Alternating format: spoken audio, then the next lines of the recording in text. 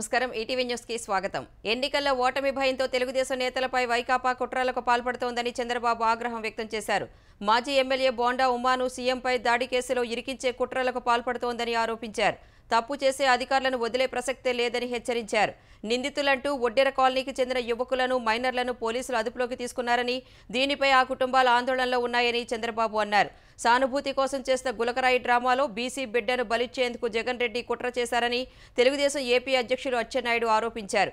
కోడికత్తి డ్రామాలో దళిత బిడ్డను జైలు పాలు చేశారని, ఇప్పుడు బీసీ వర్గానికి చెందిన సతీష్ అనే అమాయకపు యువకుడిని ఇరికిస్తున్నారని దుయ్యబట్టారు. సీఎంపై దాడి కేసులో బోండా ఉమామహేశ్వరరావును ఇరికిస్తున్నారని డీజీపీ, ఏపీ ఎన్నికల ప్రధాన అధికారి ముఖేష్ కుమార్ మీనాకు తెలుగుదేశం నేత వర్లరామయ్య ఫిర్యాదు చేశారు.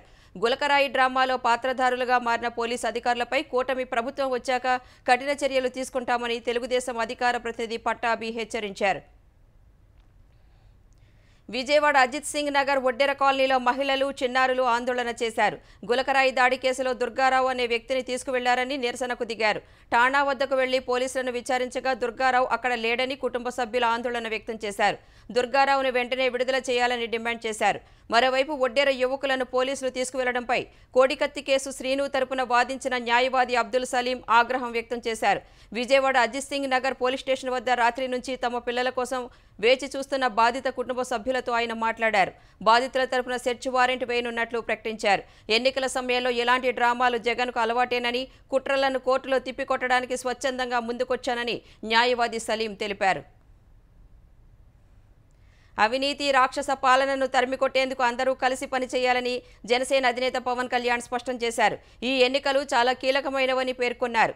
గత ఎన్నికల నుంచి ఎంతో కష్టపడి పనిచేశామని చెప్పారు. శ్రీరామనవమి సందర్భంగా జనసేన పార్టీ కార్యాలయంలో శాసనసభ, ఎంపీ అభ్యర్థులకు పవన్ కళ్యాణ్ బీ ఫామ్స్ అందజేశారు. తొలి బీ ఫామ్ను తెనాలి అభ్యర్థి నాదెండ్ల మనోహర్కు ఇచ్చారు. అనంతరం అభ్యర్థులతో ప్రతిజ్ఞ చేయించిన ఆయన ఆంధ్రప్రదేశ్ అభివృద్ధి కోసం అందరూ కలిసి పనిచేయాలని సూచించారు. అసెంబ్లీ ఎన్నికల్లో ఎలాగైనా గెలవాలనే లక్ష్యంతో వైకాపా నేతలు ఎన్నికల నిబంధనలకు పాతరేస్తున్నారు. పల్నాడు జిల్లా సత్తెనపల్లిలో మంత్రి అంబటి రాంబాబు నియమావళికి విరుద్ధంగా వైకాపా గుర్తు, అభ్యర్థుల ఫోటో ఉన్న టీ కప్పులను పంపిణీ చేశారు. టీ గ్లాసులపై సత్తెనపల్లి నియోజకవర్గ అభ్యర్థి అంబటి రాంబాబు, నరసరావుపేట లోక్సభ అభ్యర్థి అనిల్ కుమార్ యాదవ్ వైకాపా గుర్తు ఫ్యాన్ ఫోటోలను ముద్రించి పట్టణంలోని టీ దుకాణాలకు పంపిణీ చేశారు. ప్రతి టీ దుకాణానికి 200 గ్లాసులు పంపిణీ చేశారు. ఇలా నిబంధనలకు విరుద్ధంగా పంపిణీ చేయడంపై అభ్యంతరం వ్యక్తం చేస్తున్న తెలుగుదేశం నేతలు పంపిణీ చేసిన వారిపై ఈసీ చర్యలు తీసుకోవాలని కోరుతున్నారు. కాంగ్రెస్ పార్టీని తమని ముట్టుకుంటే భారాసను ఆ పార్టీ కార్యాలయాన్ని పునాదులతో పెకిలిస్తామని తెలంగాణ సినిమాటోగ్రఫీ శాఖ మంత్రి కోమటిరెడ్డి వెంకటరెడ్డి హెచ్చరించారు.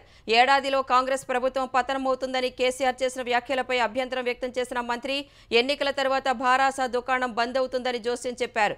కవిత అరెస్టుతో కేసీఆర్, కేటీఆర్ ఏదేదో మాట్లాడుతున్నారని కోమటిరెడ్డి ఆక్షేపించారు. పార్లమెంటు ఎన్నికల్లో కాంగ్రెస్, భాజపా మధ్యనే పోటీ ఉందని వెంకటరెడ్డి స్పష్టం చేశారు. 12-13 సీట్లలో కాంగ్రెస్ గెలుస్తుందని, భారాసకు ఒక్క సీటు సైతం రాదని తేల్చి చెప్పారు. పంటలకు సాగునీరు ఎలాగూ ఇవ్వని కాంగ్రెస్ ప్రభుత్వం కనీసం ప్రజలకు గొంతు తడుపుకోవడానికి మంచినీళ్లైనా ఇవ్వాలని మాజీ మంత్రి భారాస ఎమ్మెల్యే హరీష్ రావు కోరారు. తెలంగాణలో తాగునీటి కష్టాలపై ఆయన సామాజిక మాధ్యమం ఎక్స్లో పోస్ట్ పెట్టారు. తెలంగాణ గొంతెండిపోతోందన్న హరీష్ గుక్కెడు మంచినీళ్ల కోసం ప్రజలు రోడ్డెక్కుతున్నారని తెలిపారు. ఖాళీ బిందెలతో ధర్నాలు చేస్తున్నారని, ట్యాంకర్ల కోసం ప్రజలు ఎదురు చూస్తున్నారని వివరించారు. గత కాంగ్రెస్ పాలనలోని నీటి కష్టాలు మళ్లీ మొదలైనట్టు గుర్తు చేశారు. 10 ఏళ్ల కేసీఆర్ పాలనలో ఇలాంటి దుస్థితి, దృశ్యాలు ఎప్పుడూ కనిపించలేదన్న ఆయన మారుమూల తండాల్లో మిషన్ భగీరథ జలధార సమృద్ధిగా వచ్చేదన్నారు. ప్రజలకు మంచినీరు ఇవ్వాలని ప్రభుత్వానికి విజ్ఞప్తి చేశారు. లోక్సభ ఎన్నికల్లో భారతీయ జనతా పార్టీ 150 సీట్లకే పరిమితం అవుతుందని కాంగ్రెస్ అగ్రనేత రాహుల్ గాంధీ జోస్యం చెప్పారు. ఉత్తరప్రదేశ్ గజియాబాద్లో సమాజ్వాదీ పార్టీ అధ్యక్షుడు అఖిలేష్ యాదవ్తో సమావేశమైన రాహుల్ యూపీలో కూటమి ప్రచారంపై చర్చించారు. తర్వాత మాట్లాడిన అఖిలేష్ ప్రస్తుత ఎన్నికల్లో ఇండియా కూటమి ప్రజలకు ఆశాకిరణంలా కనిపిస్తోందని అన్నారు. పంటలకు మద్దతు ధర లభించిన రోజే రైతులకు నిజమైన సంతోషమని పేర్కొన్నారు. అప్పుడే దేశంలో పేదరికం తగ్గిపోతుందన్నారు. అనంతరం మాట్లాడిన రాహుల్ గత 10 ఏళ్లలో అదానీ లాంటి బిలియనీర్లకే మోదీ సర్కార్ బాసటగా నిలిచిందని, ఉద్యోగ కల్పనను విస్మరించిందని దుయ్యబట్టారు. అధికారంలోకి వచ్చాక ఉపాధి కల్పనకే తమ ప్రథమ ప్రాధాన్యమన్న రాహుల్ అందుకు ప్రణాళికలను మేనిఫెస్టోలోనే చెప్పినట్లు గుర్తు చేశారు. పారదర్శకత కోసమే ఎన్నికల బాండ్లు తెచ్చినట్లు మోదీ చెబుతున్నది నిజమైతే సుప్రీంకోర్టు వాటిని ఎందుకు రద్దు చేసిందని ప్రశ్నించారు. జగదానందకారకుడు భద్రాద్రి రాములోరి కళ్యాణ వేడుక కన్నుల పండుగగా సాగింది. భద్రాద్రి మిథిలా మైదానంలో కిక్కిరిసిన భక్తజన సందోహం మధ్య ఉదయం 10:30కు మేళతాళాలు, భక్తుల జై జయధ్వానాల మధ్య కళ్యాణమూర్తులను వేదిక వద్దకు తీసుకొచ్చారు. తరువాత స్వామివారికి ప్రభుత్వం తరపున సీఎస్ శాంతికుమారి పట్టు వస్త్రాలు, ముత్యాల తలంబ్రాలు సమర్పించారు. తిరుకల్యాణానికి సంకల్పం పలికి సర్వ విజ్ఞాన శాంతికి విశ్వక్సేన ఆరాధన చేశారు. సంప్రోక్షణ తరువాత యోక్త్రధారణ చేసి సీతారాములకు రక్షాబంధనం కట్టారు. స్వామి గృహస్థ ధర్మం కోసం యజ్ఞోపవితరణ చేశారు. అనంతరం శ్రీరాముడికి సీతమ్మ తగిన వధువని పెద్దలు నిర్ణయించి ఇరువంశాల గోత్రాలు పఠించారు. స్వామివారి పాద ప్రక్షాళన చేసి మహాదానాలు సమర్పించారు. భక్త రామదాసు సమర్పించిన పచ్చలహారం సహా పలు ఆభరణాలను స్వామి అమ్మవారికి అలంకరించిన తరువాత వేద మంత్రోచ్చారణల మధ్య సీతారాముల శిరస్సుపై జీలకర్ర బెల్లం పెట్టారు. అనంతరం సీతమ్మ వారి మెడలో శ్రీరామచంద్రుడు మాంగళ్య ధారణ చేశారు.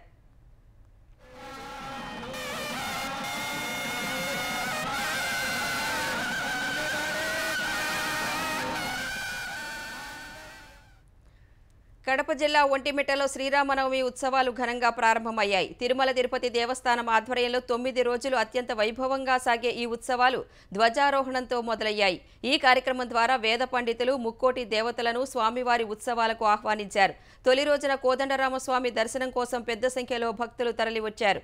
ఈ ఉత్సవాల్లో భాగంగా ఈ నెల 22న స్వామివారికి కళ్యాణోత్సవం నిర్వహించనున్నారు. అయోధ్యలో అద్భుత ఘట్టం ఆవిష్కృతమైంది. శ్రీరామనవమి పర్వదినం సందర్భంగా అయోధ్య రాముడి నుదుటిన సూర్యకిరణాలు ప్రసరించాయి. బాలరాముడి నుదుటిపై కనిపించిన సూర్య తిలకంతో భక్తజనం పరవశించిపోయింది. అధునాతన సాంకేతిక సాయంతో ఈ మధ్యాహ్నం 12 గంటల 4 నిమిషాల సమయంలో సూర్యకిరణాలు గర్భగుడిలోని రాముడి విగ్రహం నుదుటిపై తిలకం వలె 58 మిల్లీమీటర్ల పరిమాణంలో కొన్ని నిమిషాల పాటు ప్రసరించాయి. ఆలయ 3వ అంతస్తు నుంచి గర్భగుడిలోకి అద్దాలు, కటకాలతో కూడిన సాంకేతికత సాయంతో ఈ సూర్యతిలకం ప్రదర్శనకు అధికారులు ఏర్పాట్లు చేశారు. ఈ అద్భుత దృశ్యాన్ని చూసేందుకు దేశ నలుమూలల నుంచి భక్తులు అయోధ్యకు తరలివచ్చారు.